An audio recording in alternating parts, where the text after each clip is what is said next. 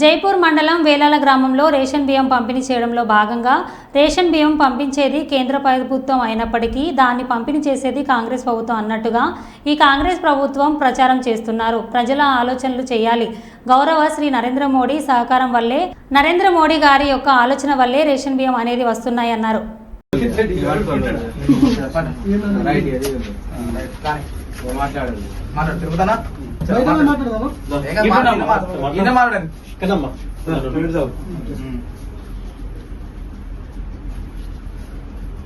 ఈరోజు వేలాల గ్రామంలో ration shop వద్ద మరి కేంద్ర ప్రభుత్వం ఇస్తున్నటువంటి సన్న బియ్యాన్ని రాష్ట్ర ప్రభుత్వం ఇస్తున్నటువంటి సొమ్మొకరి సోకరన్నట్టు మరి ఈ ప్రభుత్వం వ్యవహరిస్తున్న తీరు మరి నరేంద్ర మోడీ నాయకత్వం ప్రజలకు బాగుకోరుకునే ప్రభుత్వం కాబట్టి బీజేపీ ప్రభుత్వం మరి అలా కేంద్ర ప్రభుత్వం ఇస్తున్నటువంటి సన్న బియ్యాన్ని మేము ఇస్తున్నాం, ప్రజలకు మేము సేవ చేస్తున్నామనే భావన వ్యక్తం చేసినటువంటి కాంగ్రెస్ పార్టీ నరేంద్ర మోడీ గారు సన్న బియ్యం కరోనా నుంచి మరి నరేంద్ర మోడీ గారు పేదలకు అందించాలి.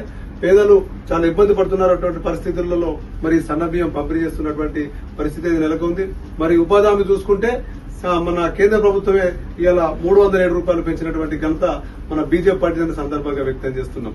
ఇన్ని కార్యక్రమాలు చేస్తున్నటువంటి నేపథ్యంలో కేంద్రం వెళ్లి ముఖ్యమంత్రి సీఎం గారు నిధులు తెచ్చుకొని మరి ఇవన్నీ అభివృద్ధి చేసుకుంటూ మళ్ళా కేంద్రం ఏం చేయలేదు మేమే చేస్తున్నటువంటి ఒక అబద్ద ప్రచారం చేస్తున్నటువంటి ఈ రాష్ట్ర ప్రభుత్వానికి మరి రాబోయే రోజుల్లో బీజేపీ ప్రభుత్వానికి ప్రజలు వెన్నుదన్నుగా ఉండి రాబోయే రోజుల్లో రాష్ట్ర ప్రభుత్వంలో ఈ తెలంగాణ రాష్ట్రంలో బీజేపీ ప్రభుత్వం నిలబెడుతున్న సందర్భంగా వ్యక్తం చేస్తున్నాం. మరి సన్న బియ్యం ఇలా ప్రజలకు అందుతున్నటువంటి ఈ సంతోషకరమైన శుభ సందర్భంలో మరి నరేంద్ర మోడీ గారు ఇటువంటి నాయకత్వాన్ని రేపు ప్రజలు కోరుకుంటే భావితరాలు బాగుంటాయి, ప్రజలు బాగుంటారు, రేపు రాబోయే తరాలు బాగుంటాయి. మరి అటువంటి నాయకత్వాన్ని మనం బలపరచుకోవాలి. గ్రామ గ్రామాన నరేంద్ర మోడీ నాయకత్వాన్ని కమలం పువ్వు గుర్తుకేసి ఓటు వేసి బీజేపీ ప్రభుత్వాన్ని నిలబెట్టాలి. మరి నిలబెట్టినప్పుడు మనకు మంచి జరుగుతుంది. ఇలా ఇప్పుడు ఉన్న రాష్ట్ర ప్రభుత్వాలు ఉచిత పథకాలు పెట్టి ప్రజలను గొర్రెలు చేసి మరి ఆ ప్రభుత్వ ఉచిత పథకాలతో వేల కోట్ల ఆస్తులు అమ్మి మరి ఇలా ప్రజలను మభ్యపెట్టి ఇలా ఓటు కోసం ఎన్నో ఉచిత పథకాలు పెట్టి ఇలా ప్రజలు మభ్యపెడుతున్నటువంటి రాష్ట్ర ప్రభుత్వానికి గట్టి గుణపాఠం చెప్పాలి. మొన్న జరిగినటువంటి ఎమ్మెల్సీ ఎలక్షన్ లో మరి చాలా విద్యావంతులు, చాలా ఉన్నతంగా ఆలోచించినటువంటి వ్యక్తులు మరి బ్రహ్మాండంగా ఓటు వేసి మరి అలా ఒక శుభ శంకారామం వాళ్ళు పూరించారు.